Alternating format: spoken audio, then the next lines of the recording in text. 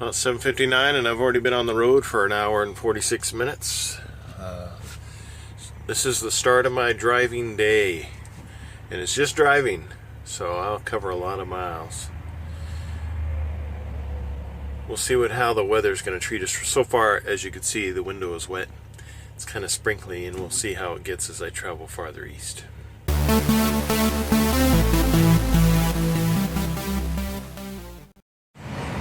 It is, 10:39. I'm about halfway done through my day. Nice little rest stop in Illinois. It's like 60 degrees out, and I love it. I love cool weather. I look forward, well, if it would stay like this forever, I'd be a happy man.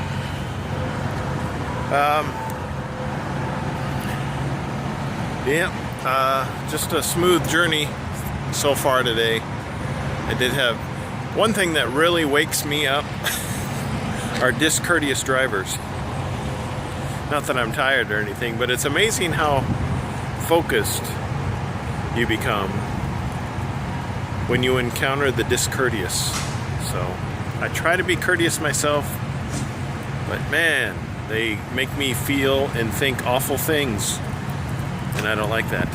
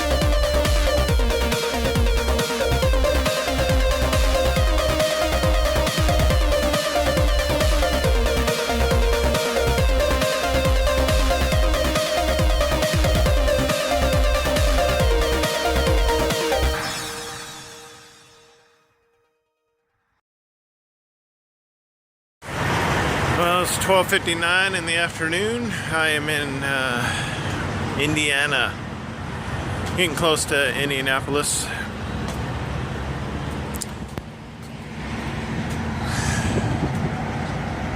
Doing my 30-minute break, so I'm here to Love's. If you can see the sign there in the distance. There's a TA across the street.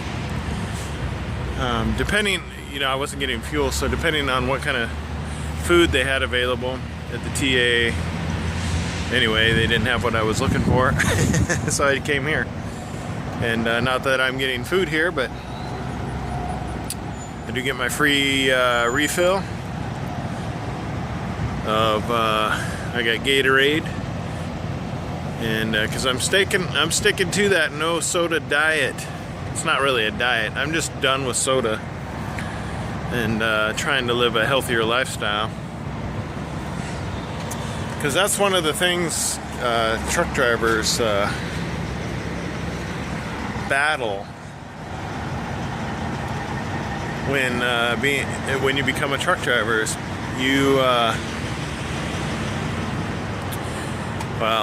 my weight's pretty much staying the same since I've been out of the Air Force. But I mean, like just now I was in the restroom washing my hands before because working with a truck makes your hands dirty. I thought, well, yeah, and you see these truck drivers that are pushing the boundaries on weight, and I know it's because of the lifestyle we kind of I kind of have. You're sitting in a seat all day long for 11 to 14 hours a day. Now you're only driving for a maximum of 11, but when you're sitting waiting for places, waiting to unload or waiting to load or just doing your 30-minute break, you can end up sitting in your driver's seat for a really long time. And if you don't make healthy choices when selecting food or how and when you're gonna eat and what kind of stuff you're gonna eat, you can put on a lot of weight, and that's unfortunate. So I know that's a struggle for many truck drivers and many in this industry, especially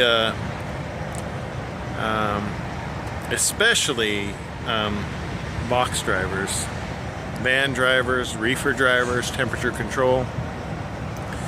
And the only reason I say that is because there's less physical activity. You know, here with flatbed, yeah, there is some physical activity. I put chains and whatnot on my loads, or I put a tarp or two on.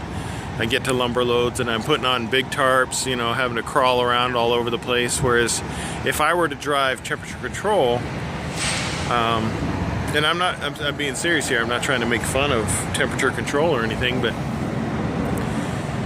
there would be less physical requirement, less physical activity required of me.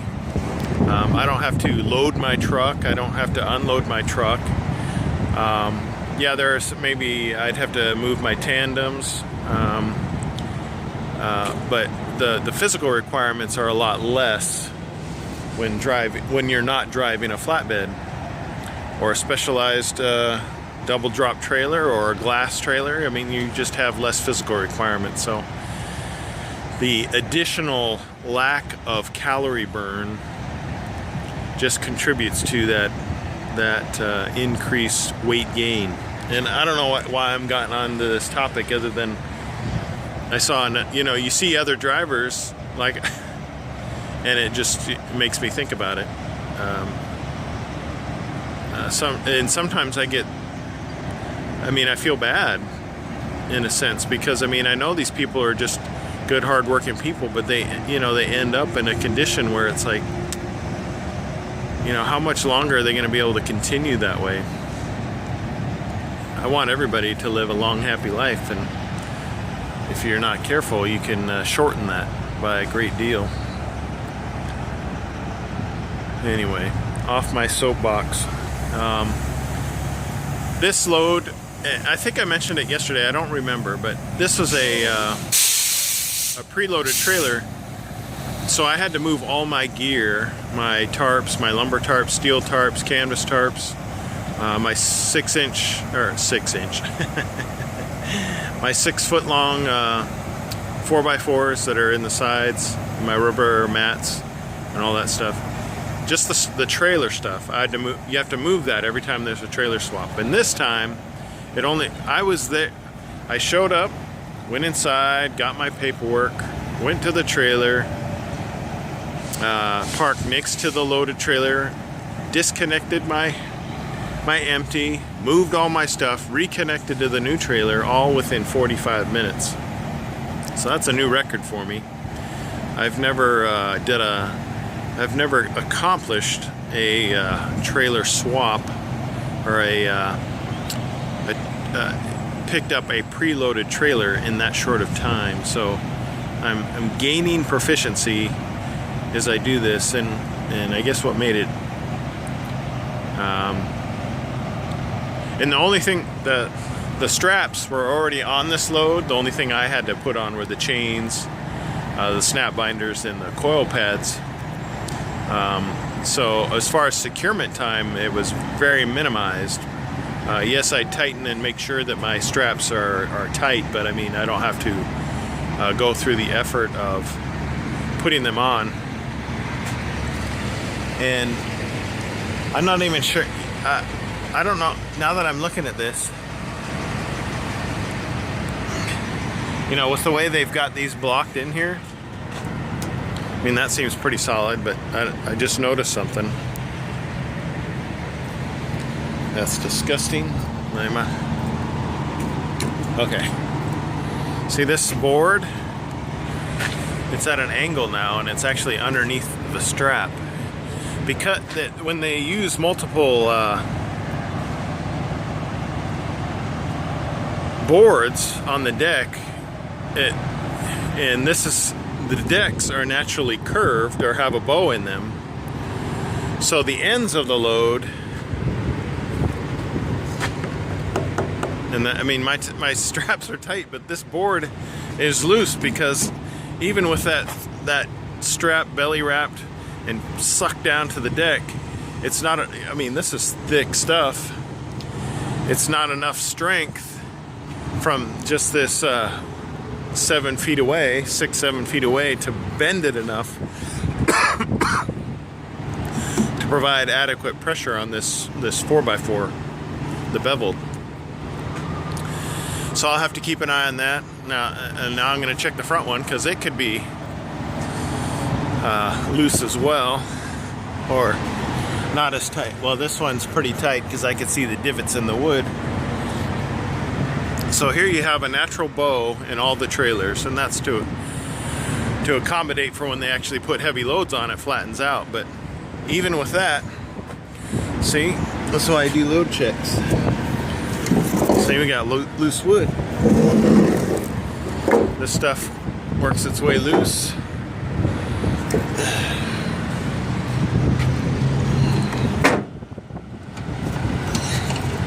I won't be able to fit it in this side. So I have some loose blocks that have just fallen out of the center, even though this I can't get this any tighter than what it is.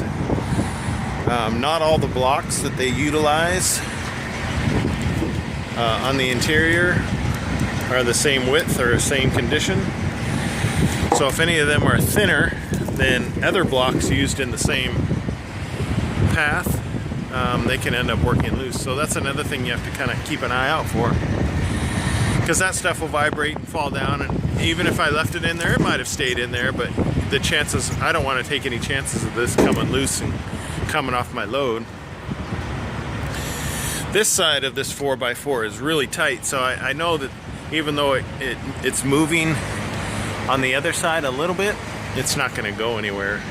So see, the interesting things you come up against when working with these type of loads is you're always trying to make sure that everything is secure, not just the steel product, but these wood blocks that I'm using, and also my lumber that is on the deck of the truck itself. So anyway, okay, it is 6:42 Eastern time, so that means it's 5:42 Central time, and I've only got 40 minutes left, so I'm calling it quits for today. And I did 607 miles, not too bad. And you can see the earlier week I've been hitting over 500 miles, which is what I like to do. Let's see. I've got 2 hours and 37 minutes, and I'm delivering north of Detroit tomorrow in Romeo, wherefore art thou, Romeo, Michigan. Hopefully it's a lovely place, because if it's like the real thing, everybody's going to be fighting each other. Okay, you can see I added something. The chain, I have to tighten up the chain. This board that I've been watching had come out and was sticking out the back, like at an angle like this. It was still underneath the where it is now, underneath that last bundle of steel, but I mean it looked precarious. So it made it back to here because I just grabbed it and shoved it underneath there. So you can see it's still loose, but I have confidence that would have held over there, but I get paranoid about these things. So this is more of just a backstop, the chain anyway, preventing this from walking out. So I threw this chain, and I'll tighten it up, readjust it, and tighten it up before I go. I can't put it too tight because all it does is just pull this thing in. So I really set this up just to kind of have a chain here to keep this from going that direction.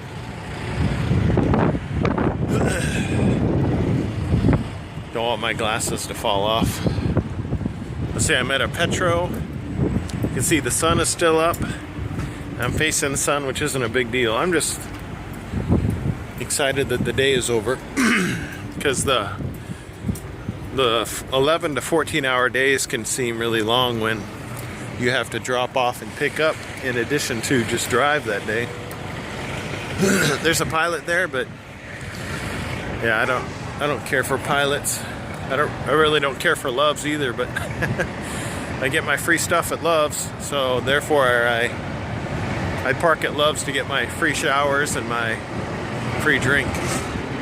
It's a daily thing. I don't get unlimited free drinks, but I get one free shower and one free refill of my cup from Love's every day for the entire month. And I hit my fuel goal Monday at Love's, so all of next month I'll get free showers and free refills, one a day for the entire month. This place has a Quiznos in it, which I haven't had in a while, so instead of having a sandwich inside my truck, I'm gonna have a sandwich inside this Petro, because they're a tad bit better than the Subway. Sorry, Subway. I've had too many.